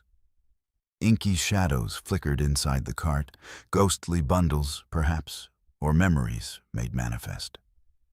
Suddenly, the truck's engine sputtered and died, the headlights dimming to an orange glow. The world around him shrank to the confines of the cabin, the spectral figures outside illuminated only by the faint blue of the instrument panel. Frost spidered across the glass as if traced by an invisible hand, racing from the corners and converging where the child pressed her palm to the window. The sensation of cold penetrated to his bones, and the driver experienced a profound, drowning sorrow. An emotional weight that seemed to push down on his mind and lungs until even breathing became a struggle. Inside his head, a single name echoed endlessly, though he later claimed not to recognize it. It was neither English nor Scots, but reminded him of local folk tales about lost souls and cursed roads. He lost track of time as the figures continued their silent vigil, eyes never leaving his. The driver later described the sensation as being trapped in a loop, frozen, his consciousness spinning in anxiety and regret. With no warning, the figures stepped back, fading into the mist as quickly as they had appeared. The frost melted off the glass, the engine roared back to life, and the radio blared into the cab as if nothing had happened. The lane ahead was empty, unmarred by footprints or evidence of physical presence. Shaken, the driver completed his journey, but barely remembered the next miles. He arrived at the mill hours late, pale and shaking. Fellow workers noticed his changed demeanor. A man known for his steadfast nature now seemed easily startled, withdrawn, and haunted. When asked what had happened, he could only speak in fragments of sorrow, terror, and the sense that something on Kinmount Strait wanted him gone. Over the following weeks, the driver attempted to return to work, forcing himself through daytime runs and short routes free of haunted reputations. Yet every attempt to drive near Kinmount Strait ended in panic attacks, lost sleep, and nightmares so vivid that he began to fear for his sanity. He resigned from his lorry job and never again drove a large vehicle, instead taking seasonal work in gardens and warehouses, always away from highways and open roads. His story spread quietly through the trucking community, passed on by colleagues and confirmed by two co-workers who had seen the driver arrive at the mill that fateful night. None doubted his account. Similar tales had accumulated for decades, including numerous reports of drivers quitting outright after encounters on Kinmount Strait. Many cited the same symptoms: inexplicable fear, attacks of sorrow, persistent chills, and malfunctioning vehicles that returned to normal only after drivers left the haunted stretch. Paranormal researchers and historians took a keen interest in the driver's story, connecting it to older legends. According to local records, Kinmount Strait sits atop lands riddled with ancient graves, battlefields, and remnants of long-abandoned farms. Generations of tragedy, plague, famine, migration, and poverty had soaked into the soil, leaving a place memory that, some theorized, created a psychic echo. The recurring appearances of spectral carts and wounded figures matched folk accounts of travelers forced to relive moments of loss until their stories were remembered and honored. Psychologists argued that the phenomenon could be explained by sleep deprivation, suggestibility, and the power of local legend. Yet the driver's testimony, and those of others like him, defied easy rationalization. The emotional devastation, long-lasting trauma, and utter transformation experienced by veteran professionals spoke to something deeper and more persistent than mere imagination. Over the years, the story of the traumatized lorry driver became one of the M75's darkest legends, delivered at truck stops, in cafes, and as warnings to new drivers facing their first night run on Kinmount Strait. The highway's reputation grew so strong that haulage companies allowed drivers to request alternate routes or daytime shifts as a matter of policy, believing that not all minds and not all vehicles could withstand a brush with the unknown. Even in retirement, the driver's life remained shaped by that winter night. Interviews conducted decades later found him reluctant to recount details, often falling silent or breaking off mid-sentence at the mere mention of haunted highways. He kept a set of journals filled with sketches and words he'd written in the aftermath. Images of ghostly carts, warnings to turn back, and accounts of fleeting figures in mist. For Scotland's paranormal societies and historians, the story stands as a cautionary tale. The A75, and Kinmount Strait in particular, is more than a patch of haunted road. It's a place where the boundary between grief and reality thins, where travelers risk far more than they can imagine when passing in the dark. The traumatized lorry driver serves as a living reminder that sometimes an encounter with the past is not an innocuous brush with local folklore, but a direct confrontation with loss, warning, and the lasting mark of the supernatural. Today, Kinmount Strait remains a subject of constant fascination, investigation, and dread. Drivers who hear the story think twice before embarking on nighttime journeys. Local businesses trade in haunted tales, and historians keep careful records of each new account that emerges. Whether a product of history, energy, psychology, or something beyond, the road continues to claim its witnesses, and in some cases, change their lives forever. Let's move to our ninth story. The A75 in Scotland, notorious for ghostly happenings and decades of supernatural lore, reserves one of its most disturbing experiences for a couple simply passing through on a routine journey. A tale so unnerving that it circulated among both police reports and local newspapers, cementing the road's reputation as more than just the site of spectral apparitions, but a corridor for genuine psychological horror. The nameless couple, whose ordeal was documented in the late 1990s, encountered a roadside figure whose very presence threatened to unravel their sense of reality and safety. It was an unremarkable evening in late autumn when the couple set out on the A75, traveling from Dumfries toward Annan. The road was cloaked in its usual shroud of mist, hedgerows shivering in the damp wind, and the pair exchanged occasional banter as they eyed the empty stretch ahead. Like most locals, they were familiar with the stories that haunted Kinmount Strait. The spectral carts, the drifting children, the veteran lorry driver who quit his trade. But as rational adults with no history of paranormal beliefs, their minds were focused on getting home, not on ancient ghosts. The first hint that the night would be different came as they neared the infamous midpoint of Kinmount Strait. The local radio, tuned to a favorite station, crackled and dropped to humming silence, as if some invisible barrier had snuffed out the signal entirely. The driver reached to adjust the dial, but found nothing to tune, just static and an impression of faint, unearthly whispers hiding under the feedback. Dismissing the event, the couple pressed onward, eager to reach the glowing lights of Annan. Suddenly, their headlights illuminated a figure on the verge, alone, immobile, and oddly indistinct. The couple's initial reaction was one of concern. The figure appeared to be a man dressed in ragged, mud-stained clothing. Most unsettling, though, was the mask-like sack tied over his head, rough edges standing out against the swirling fog. The sack appeared to be cinched at the neck, as if affixed deliberately, but without any obvious means of breathing or seeing. He stood frozen, arms limp by his sides, as the car approached. The driver instinctively slowed down, expecting the man to signal for help or seek a lift. But as they drew up alongside the figure, the couple realized something was profoundly wrong.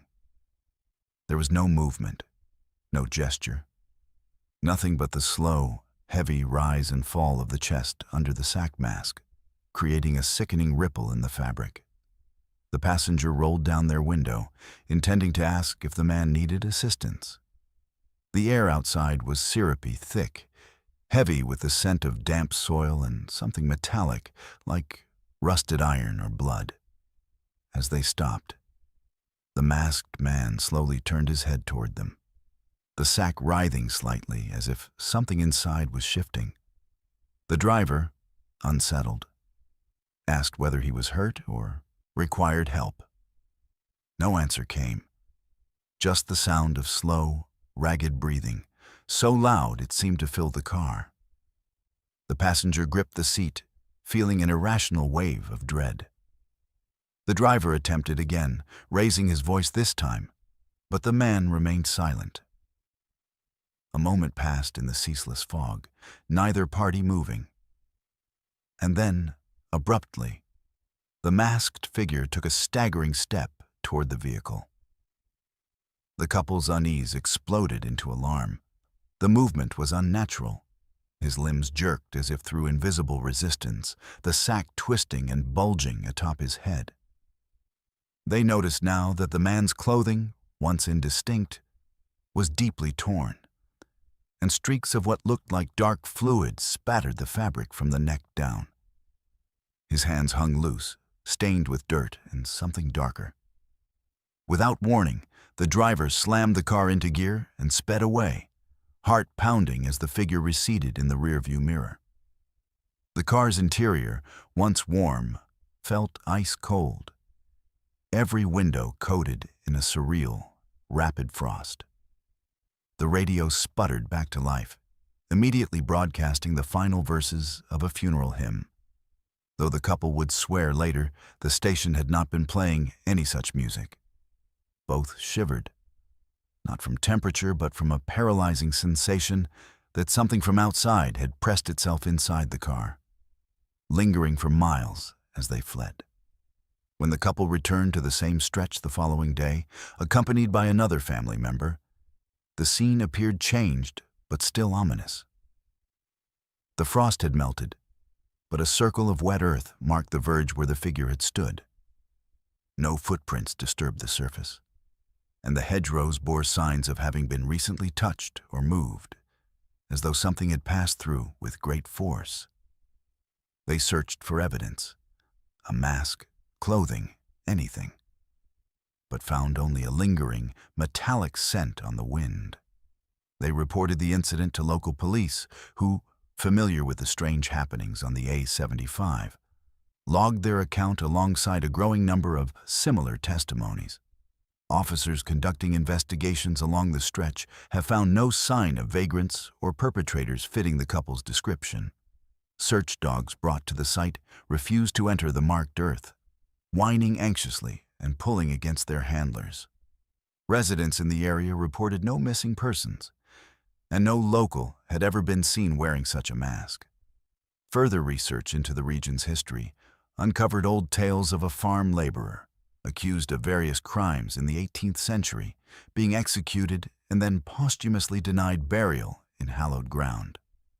Folklore from the area held that men buried outside consecrated earth were doomed to wander the roads forever, faces covered in sackcloth as a mark of shame. Local legends also tell of periodical appearances, a masked walker, seen only in autumn when the harvest moon is high, always silent, always alone. Over the following months, the couple was plagued by nightmares. The masked figure appeared repetitively in their sleep, his slow breathing echoing through their subconscious, sometimes accompanied by the feeling that they too were suffocating under a rough, stifling sack. Conversations about the event left the couple profoundly unsettled, and friends noted changes in their demeanor. Increased anxiety, periodic episodes of unexplained fear, and a reluctance to travel after dark. Other motorists coming through Kinmount Strait have since reported similar figures, masked, silent, limping toward the road's edge or fixed in place like statues. Some claim to have seen the sack twitch or pulse as though alive, while a few report hearing fragments of whispered words, mostly gibberish, mixed with the sound of slow, strained breathing. Paranormal researchers visiting the site have experienced sudden drops in temperature, unexplained nausea, and intermittent failure of electronic equipment. A handful of psychics have attempted to read the area, reporting the presence of deep, unresolved grief and a sense of banishment and shame tied to the land's history. They theorize that the masked figure represents more than just a tragic ghost. It may be a collective echo of guilt or ostracism, so powerful it becomes semi-physical under certain conditions. Skeptics note the coincidental timing of sightings, autumn near harvest, under full moon, but admit the consistency and emotional impact of the experiences cannot be discounted. For the couple, the encounter left a lasting mark, a story retold countless times to family and friends, yet always with a sense of unfinished business. They often wonder what compelled the figure toward their car, why the mask squirmed as though suffocating, and whether their flight saved them from something worse than fear. They join the ranks of drivers forever changed by a single night on the A75. Whether the masked man is a vagrant soul, a memory shaped by legend, or something wholly unexplainable, his existence weaves deeper into the haunted tapestry of Kinmount Strait. Today, roads near Annan and Dumfries carry more than traffic. Warnings circulate among locals and long-haul drivers. If ever you stop for a figure by the verge, especially one masked, silent, and motionless, think twice. Keep your doors locked and move swiftly on. As the couple's story continues to echo through towns and truck stops, the legend of the hooded roadside figure reminds drivers that sometimes the greatest dangers are not physical hazards or mechanical failures, but the lingering, unresolved spirits of history, waiting under the sacks of shame and the hush of mist on Scotland's most haunted road. Let's move to our 10th story. The Kuala Lumpur-Perak Expressway, known locally as the E8, is one of Malaysia's busiest roads, cutting through ancient jungle and linking the modern capital to the historic highlands. But to generations of travelers, this vital route is also synonymous with terror.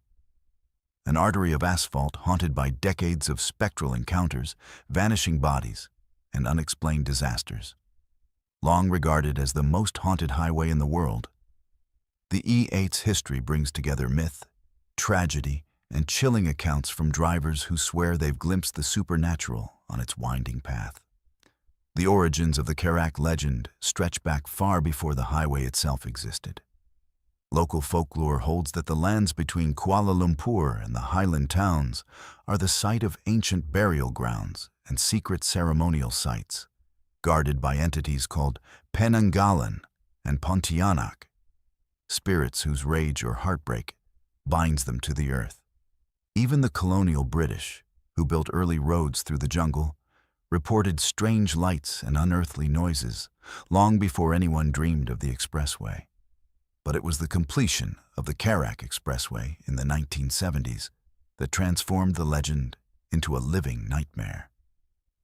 Construction workers, many of whom slept on site in makeshift camps, told stories of apparitions appearing in the fog at dusk. Some swore they'd heard cries from below the ground, and a handful abandoned their posts after witnessing glowing eyes staring at them from beyond the tree line. The first major disaster to anchor the road's reputation occurred on February 28, 1990, when a catastrophic accident involving over a dozen vehicles left road scattered with debris and tragedy. Among the dead was a family whose ghostly encounters became central to the highway's enduring lore.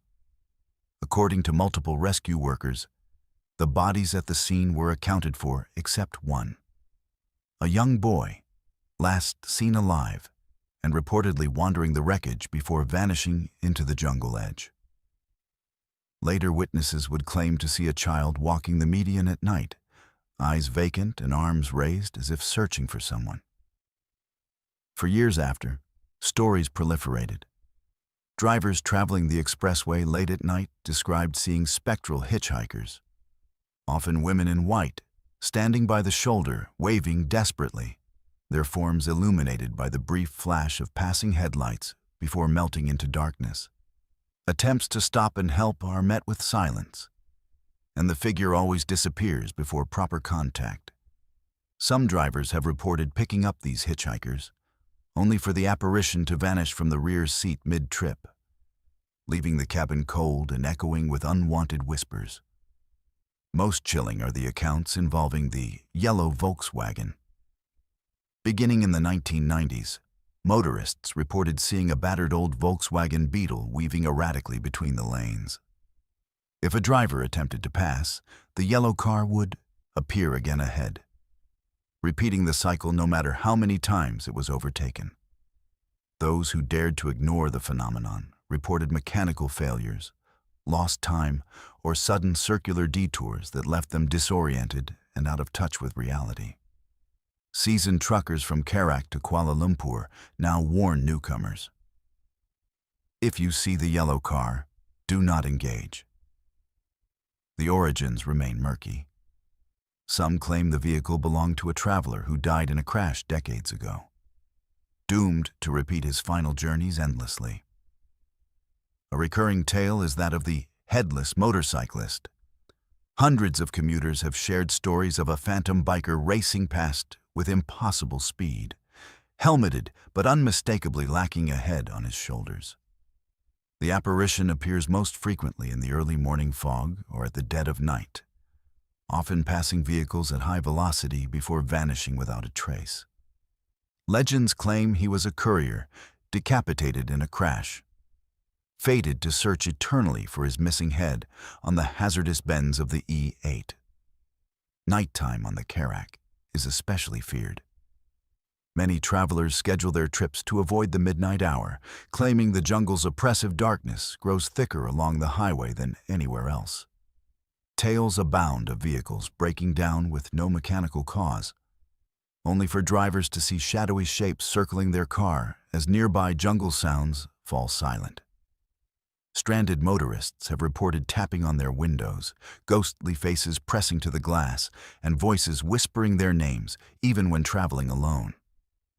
Cell phones lose signal inexplicably in certain stretches, compounding the isolation. The supernatural reputation of the Karak Expressway is further fueled by incidents involving law enforcement. Patrol officers have encountered spectral children wandering the divided lanes, seeking help or simply standing motionless as traffic passes straight through. Other police reports describe vehicles that apparently vanish, chasing suspected speeders, only to find no sign or evidence except for a sudden chill in the air and the impression of unseen eyes watching from the roadside. Monks and spiritual leaders have conducted blessings and exorcisms along the E8's most active stretches over the years. Local temple records show periodic mass prayer rituals aimed at pacifying restless spirits, with hundreds of lanterns released for the many lives lost to accidents and, some believe, to supernatural causes.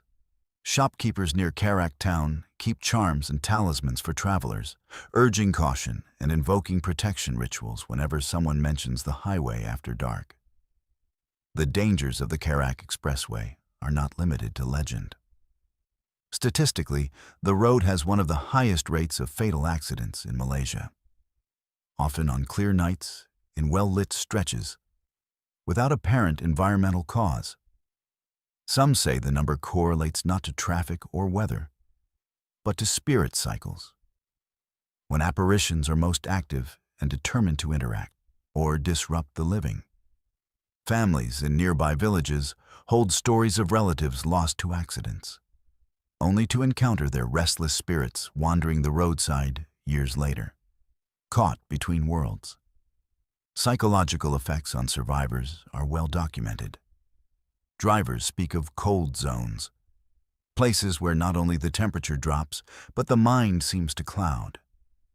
Investigators have cataloged symptoms: loss of time, confusion, memory lapses, and sudden waves of dread or melancholia. Sleep-deprived travelers encounter shadows flickering at the periphery of vision, voices reciting their names, and the unmistakable sensation of being watched. Never alone, always pursued. Paranormal societies now gather in groups for nighttime excursions, sharing findings and supporting each other through rituals sworn to give courage. Still, skeptics offer explanations. Some attribute the apparitions to the road's hazardous design, tight curves, poor lighting, and the psychological stress of jungle isolation. Yet, even seasoned drivers, policemen, truckers, and bus operators remain steadfast in their belief that not all dangers on the Karak are physical. Automotive engineers investigating accident sites have reported mysterious markings, rapid temperature changes, and instruments malfunctioning without explanation. Despite official warnings and popular legends, the expressway remains vital for commerce and tourism. Busloads of school children and families pass along haunted stretches daily, some blissfully unaware, others clutching protective talismans. The Karak's haunted reputation is now preserved in horror films, novels, and documentaries, retold through generations, adapting with every new encounter and unexplained tragedy. For those who traverse the E8, practical advice emerges from decades of experience and superstition. Never stop for hitchhikers. Never attempt to race or overtake another vehicle more than once if it reappears in front. Keep windows up and doors locked, especially on moonless nights.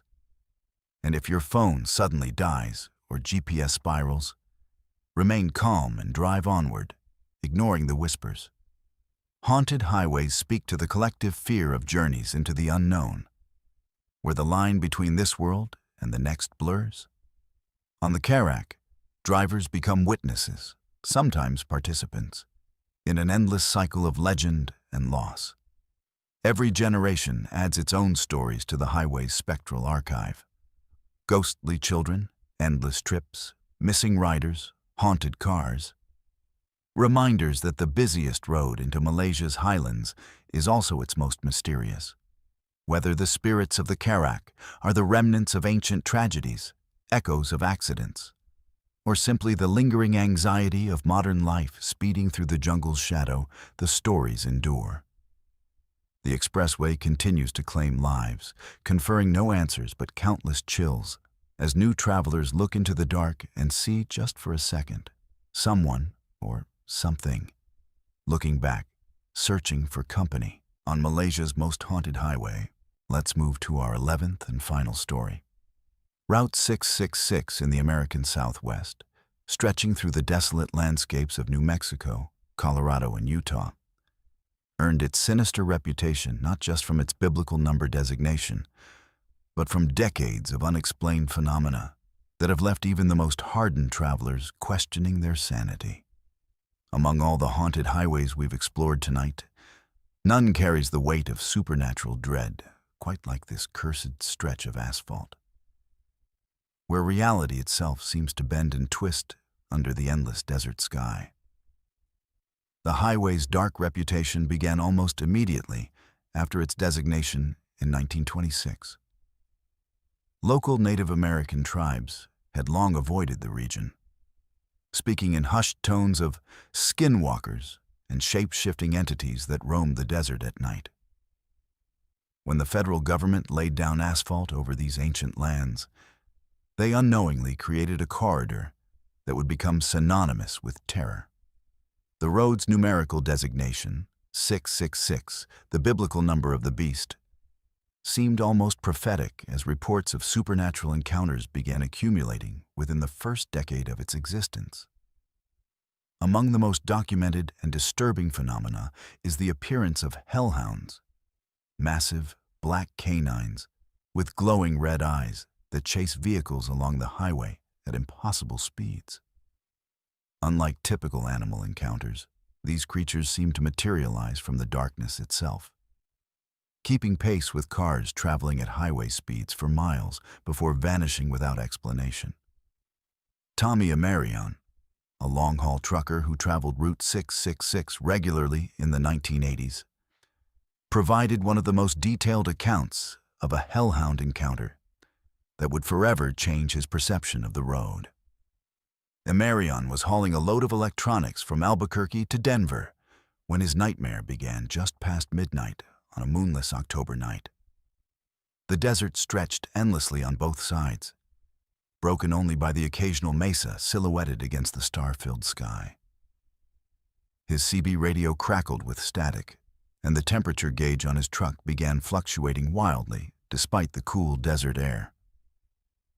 As he crested a small hill, his headlights illuminated something that defied rational explanation. A massive dog, larger than any earthly breed, stood in the center of the highway, its coal-black fur seeming to absorb light rather than reflect it.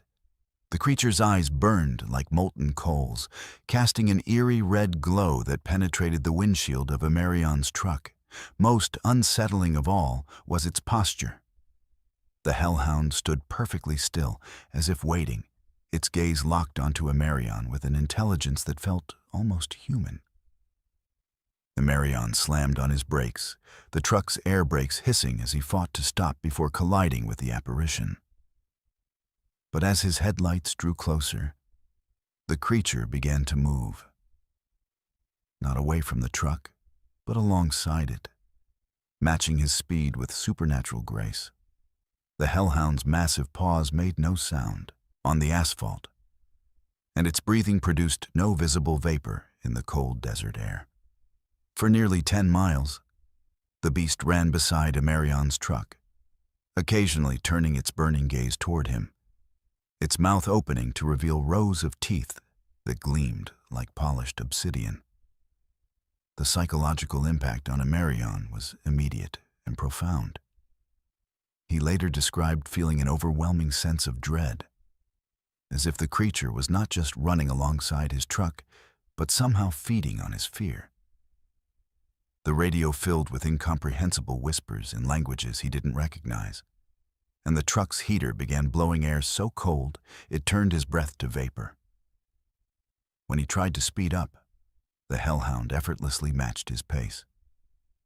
When he slowed down, the creature did the same, never breaking stride, never showing signs of fatigue. Just as suddenly as it had appeared, the hellhound veered off the highway and dissolved into the darkness, leaving Imarion shaking and disoriented. When he stopped at the next truck stop, other drivers noticed his pale complexion and trembling hands. The truck's paint bore long scratch marks along the passenger side. 4 parallel gouges that went through the metal as if clawed by something with razor-sharp talons. No earthly animal could have inflicted such damage while running at highway speeds. Imarion's encounter was far from unique. Route 666 has been the site of countless similar incidents, with drivers reporting everything from phantom vehicles that appear and disappear without warning, to ghostly figures standing in the middle of the road, seemingly oblivious to oncoming traffic. The highway's reputation became so notorious that locals began referring to it as the Devil's Highway, and many truckers would drive hundreds of miles out of their way to avoid traveling the route after dark.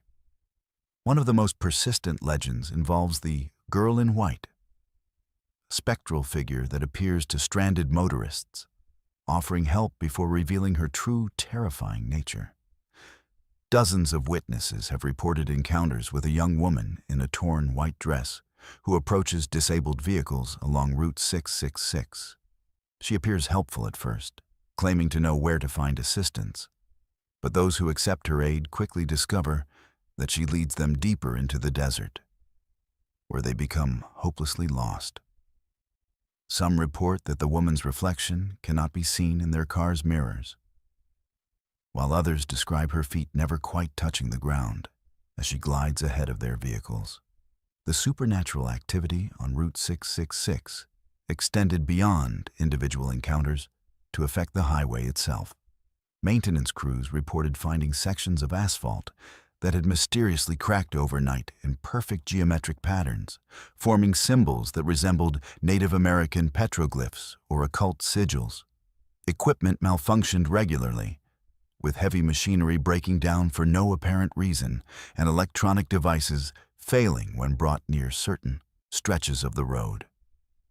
Several construction workers quit after reporting that they heard voices calling their names from empty desert, or saw shadowy figures watching them from distant mesas. The phenomenon of lost time became increasingly common among Route 666 travelers. Drivers would enter seemingly short stretches of highway, only to emerge hours later with no memory of the journey. Their fuel gauges showing impossible consumption rates, and their odometers displaying distances that didn't match the road's actual length. Some reported arriving at their destinations days earlier or later than expected, despite maintaining consistent speeds and making no unplanned stops. Religious groups began conducting regular exorcisms along the highway, believing that the road itself had become a conduit for demonic activity. Local churches organized prayer vigils, and traveling evangelists would set up along the roadside, warning motorists of the spiritual dangers that lurked in the desert darkness. These efforts seemed to have little effect on the supernatural activity, and some religious leaders reported experiencing their own disturbing encounters while attempting to bless the highway. The accumulation of reports and the highway's growing reputation for paranormal activity eventually prompted official action. In 2003, the federal government quietly redesignated Route 666 as Route 491, officially stating that the change was made to reduce the theft of highway signs by collectors seeking souvenirs bearing the number 666. However, many locals believed the real reason was to distance the road from its supernatural reputation and reduce the number of thrill-seekers who flocked to the highway, hoping to experience paranormal phenomena firsthand. Despite the renumbering, supernatural activity along the former Route 666 continues to this day. The desert landscape seems unchanged by bureaucratic decisions, and the entities that call it home remain as active as ever.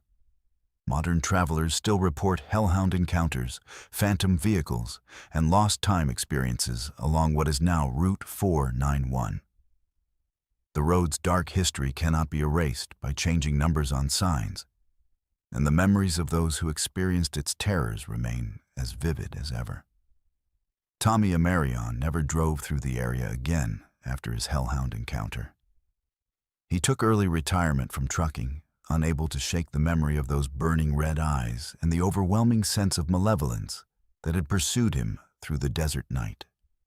His detailed account, corroborated by physical evidence in the form of claw marks on his truck, stands as one of the most compelling testimonies to the supernatural forces that seem to guard this cursed stretch of American highway. The stories we've shared tonight, from the ghostly miners of Pit Lane to the hellhounds of Route 666, remind us that some roads carry more than traffic. They bear the weight of history, tragedy, and forces beyond our understanding. As you travel the highways and byways in your own journeys, remember that sometimes the darkness holds more than meets the eye, and not every figure by the roadside is among the living. If these spine-chilling true stories have kept you on the edge of your seat, make sure to subscribe to Verified Fears for more documented encounters with the supernatural. Hit that notification bell so you never miss our latest investigations into the world's most haunted locations. Share your own highway horror stories in the comments below. We read every single one, and yours might just feature in our next countdown. A word of advice for anyone traveling late at night on unfamiliar roads. Trust your instincts. If something feels wrong, if you see figures that shouldn't be there, or if your electronics start malfunctioning for no reason, don't stop to investigate. Keep driving, keep your doors locked, and remember that sometimes the best way to survive an encounter with the supernatural is simply to keep moving. The dead may walk among us, but they cannot follow where the living refuse to linger.